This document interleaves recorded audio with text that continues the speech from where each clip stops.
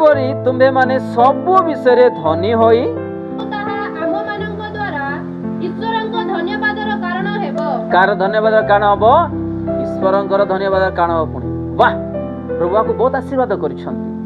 ସାହାଯ୍ୟ କରିବାରେ ଅନ୍ୟାନ୍ୟ ବିଷୟରେ ତ ଇଏ ଆଗ୍ରହ ଥିବେ ବୋଲି ଯେମିତି ଲୋକମାନେ ପ୍ରଶଂସା କରିବେ, ଏମିତି ବିଷୟରେ ଆମମାନଙ୍କଠାରେ ଆଜି ଧ୍ୟାନ ନାହିଁ।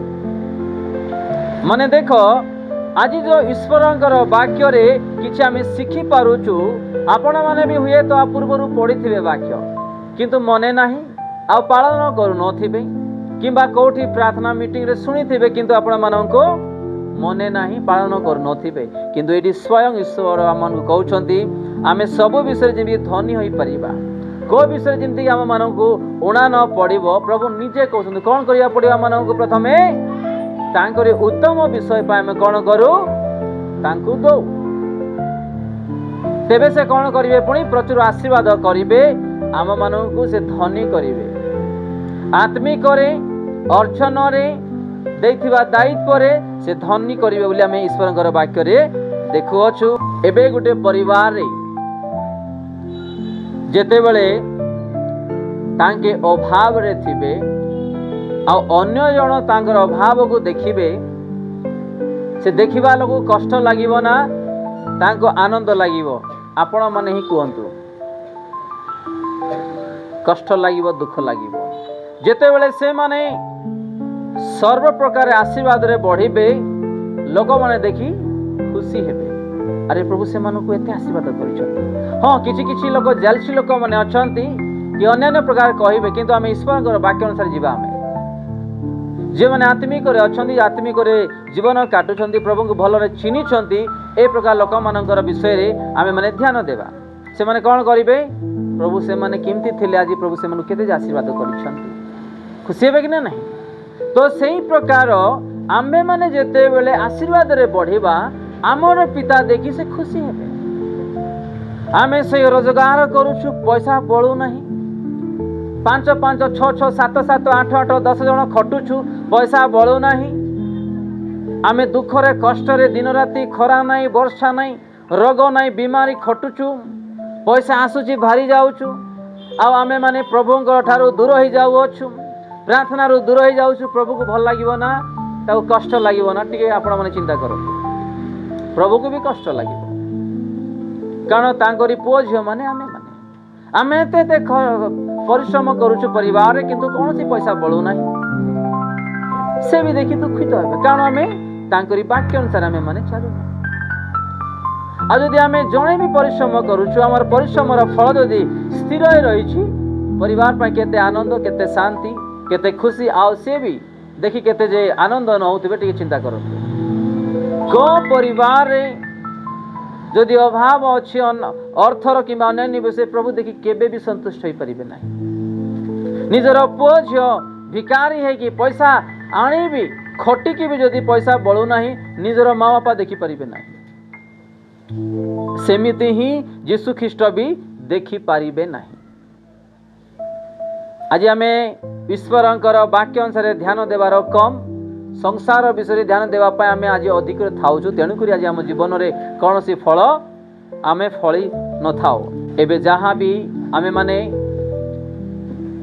ଦାନ ଦେଉଛୁ, ଦଶମାଂଶ ଦେଉଛୁ, ଯେତେବେଳେ ଲୋକ ଚର୍ଚ୍ଚ ମାନଙ୍କରେ ଭରି ଯାଉଛନ୍ତି, ଆଉ ଗୋଟେ ଜାଗା କିଣିକି, ଆଉ ସେଇଠି ବି ଆତ୍ମାମାନଙ୍କ ପାଇଁ ଯାହା ବି ଆଉ ମଣ୍ଡଳୀ ଗୋଟେ ଦାୟିତ୍ୱ ନେଇ ଗୁରୁତ୍ୱର ନେଇକି ବଢ଼ୁଛନ୍ତି, ଆମେ ସମସ୍ତେ ଦେଇଥିବା ସେ ଦାନ ଦଶମାଂଶର ସେଇ ପଇସା ଦ୍ୱାରା ସେଇ ସ୍ଥାନରେ ସେବା କାର୍ଯ୍ୟ ହେଉଛି। ସେ ସୁସମାଚାର ଶୁଣିବା ପାଇଁ ସେରୁ କିଏମାନେ ଆସୁଛନ୍ତି? ଆତ୍ମାମାନେ ଆସୁଛନ୍ତି। ଏ ଆତ୍ମାମାନଙ୍କ ପାଇଁ ଆଜି ଆମେ ଚିନ୍ତା କରୁନାହୁଁ। ଏ ଆତ୍ମାମାନଙ୍କ ପାଇଁ ଆଜି ଆମେ କୌଣସି ବିଷୟରେ ଧ୍ୟାନ ଦେଉନୁ କିମ୍ବା ପ୍ରାର୍ଥନା ବି କରୁନାହୁଁ।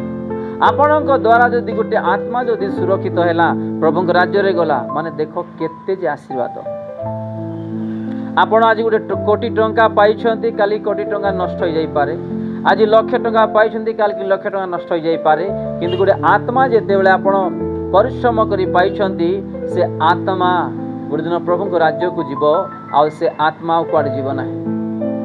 ସେ ଆତ୍ମା ପାଇଁ ଆଜି ଆମେ କେହି ଚିନ୍ତା କରୁନାହୁଁ। ତ ଯାହା ବି ଆଜି ଆମେ ଦାନ ବିଷୟରେ ଦେଖୁଛୁ, आमर दानर मूल्य कौन आमे देइथिबा दशमांशर मूल्य कौन आउ को बाबद रे ए दान अन्यान्य विषय गुड़ाक खर्चांत होची आमे ईश्वरंकर वाक्य रे आमे शिखुछु एवं सुनुछु आओ एठी आमे सुसमाचार विषय रे भी आमे माने देखुछु एई बिल्डिंग रे आमे जेते बेले आसिलु से माने भी अनेक प्रभुंकर निमंते मंडली निमंते अनेक चर्च करिकि देले पास्टर मानक पालक मानक मंडली मानक अनेक लाख लाख कोटी कोटी टका देले जो द्वारा प्रभु से मानु कौन कले एठी गोटे बिल्डिंग देवा सकाशु ए बिल्डिंग रे आमे कौन करूछु आमे आसी प्रभुंकर सेवा कार्य करूछु ताके प्रभुंक पई देथिबा सकाशु प्रभु तामु कौन कले प्रचुर आशीर्वाद कले एठी लिखा अछि छरे आमे जेमिति देबा आमे सेमिति पाइ जेमिति से माने देले सेमिति पाइले आज तांकर बिल्डिंग रे आमे कौन करूछु आज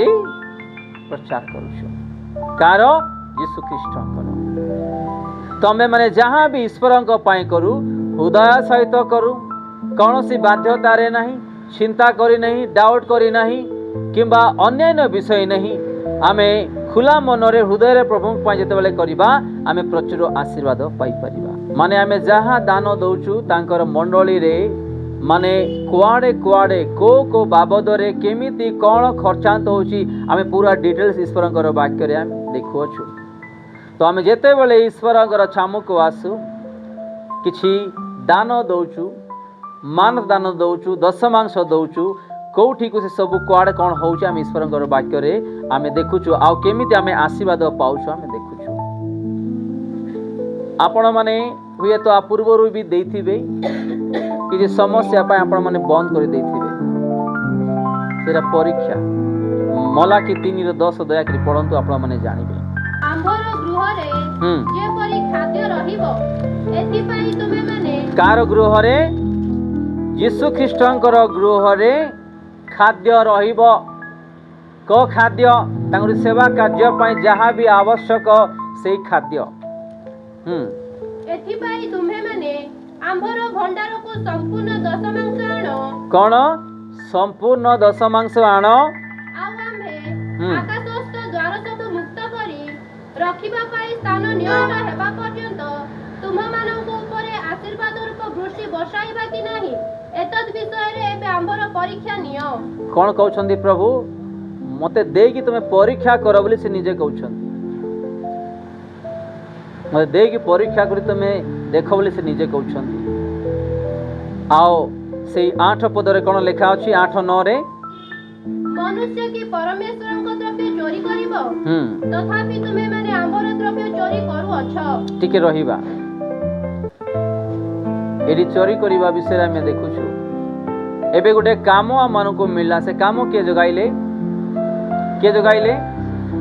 यीशु ख्रीष्ट जगाइले आमे आज व्यवसाय करू से व्यवसाय रो ज्ञान किए देले गोटे दुकान लगेलो से दुकान लगेया पाई किए देले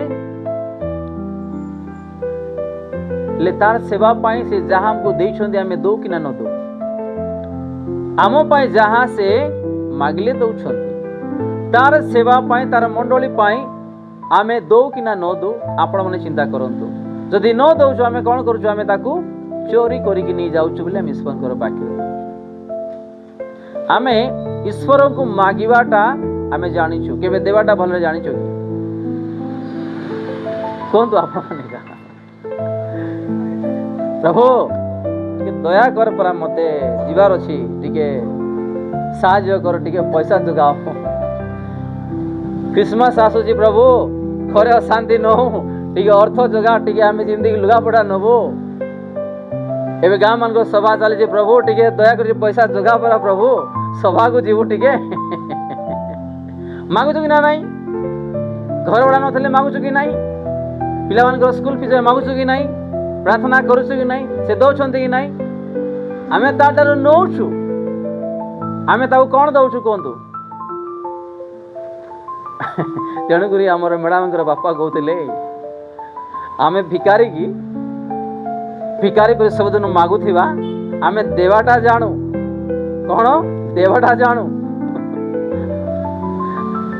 माने तांगर किछि वर्ड से सुनी ना मते भी हट हैला टच हैला सत कथा जे जहा कहछंती आमे भिकारी पर मागी थाउछु दे दे दे दे ମାନେ ମାଗବାଟା ଏକା ଦେ ଦେ ମାନେ ଦେ ଏକା ମାନେ ପ୍ରତ୍ୟେକ ଦିନ ମାଗିବାଟା ଏକା, ଆମେ ୟାଡୁ ଦେବାଟା କିଛି ନାହିଁ। ସେ କିଛି ଉଦାହରଣ ଦେଇକି କହୁଥିଲେ, ସେ କହିବାଟା ସତ୍ୟ ବିଷୟ। ମାନେ କଣ ହେଇଛୁ, ଆମେ ପ୍ରଭୁଙ୍କ ଦୃଷ୍ଟିରେ ଭିକାରୀ। ଏ ଗୋଟେ ଲୋକକୁ 10 ଟଙ୍କା ମାଗିଲୁ, 100 ଟଙ୍କା ମାଗିଲୁ, କାଲକି ବି ମାଗିବା, ପରଦିନକୁ ବି ମାଗିବା, କେମିତି ଲାଗିବ ଆମମାନଙ୍କୁ? ସେ ଦେବା ଲୋକ କେମିତି ଲାଗିବ? এইটাকে ଆମେ ଜାଣୁ ଟିକେ, ମାନେ ଆମେ ଦେବାର ଲୋକ ହେଇପାରିବା। ହାଲେଲୁୟା। ମାଗିବାର ଲୋକ ନ ହଉ, ଆମେ ଦେବାର ଲୋକ ହଉ। ତେଣୁକରି ଆମେ ଏଇଠି ଦେଖିଲୁ କି ଆମେ ଯେମିତିକି ଧନୀ ହେଇପାରିବା, ସବୁ ବିଷୟରେ ଯେମିତି ଆମେ ଧନୀ ହେଇପାରିବା, ଆମେ ଈଶ୍ୱରଙ୍କର ବାକ୍ୟରେ ଦେଖିଲୁ। ମାନେ ଗୋଟିଏ ମନ, ଗୋଟିଏ ହୃଦୟ, ଗୋଟିଏ ଆଶାରେ ଆମେ ପ୍ରଭୁଙ୍କୁ ଦାନ କରୁ। ଦାନର ମୂଲ୍ୟ କ'ଣ ଆଜି ଆମେ ଈଶ୍ୱରଙ୍କର ବାକ୍ୟରୁ ଦେଖୁଛୁ। ସମସ୍ତ ଆୟର ମାନେ ଯାହା ଆମେ ବିଲ ବାଡ଼ରେ, ଜମିରେ ଯାହା ଆମେ ପ୍ରଥମ ଫଳ ପାଉଛୁ କିମ୍ବା ପ୍ରଥମ ଦରମା ପାଉଛୁ, ଆମେ କ'ଣ କରୁ? ସଦାପ୍ରଭୁଙ୍କର ସମାଦର କର। ପ୍ରଥମେ ଆମେ ତାଙ୍କୁ ଦଉ। ତାହେଲେ କ'ଣ ହବ? କହିଲେ ତୁମ୍ଭର ଭଣ୍ଡାର ବହୁ ଧନରେ ପରିପୂର୍ଣ୍ଣ ହେବ ଓ ତୁମ୍ଭ କୁଣ୍ଡରେ ନୂତନ ଦ୍ରାକ୍ଷାରସ ଉଛୁଳି ପଡ଼ିବ। ଆମେ ପୁଣି ପ୍ରଭୁ ଯାହା ମାନଙ୍କୁ ପ୍ରଥମ ଦଉଛନ୍ତି, ପ୍ରଥମ ଆମେ ତାଙ୍କୁ ଦଉ, ଯେମିତିକି ଆମ୍ଭମାନଙ୍କୁ ସେ ପ୍ରଚୁର ରୂପେ ଆଶୀର୍ବାଦ କରିବେ। ଗାଁରେ କ'ଣ କରୁଛୁ? ଆମେ କୁକୁଡ଼ା ଅଣ୍ଡା ଦେଲେ କ'ଣ କରୁଛୁ? ଅଣ୍ଡା ନେଇକି ଯାଉଛୁ ନା?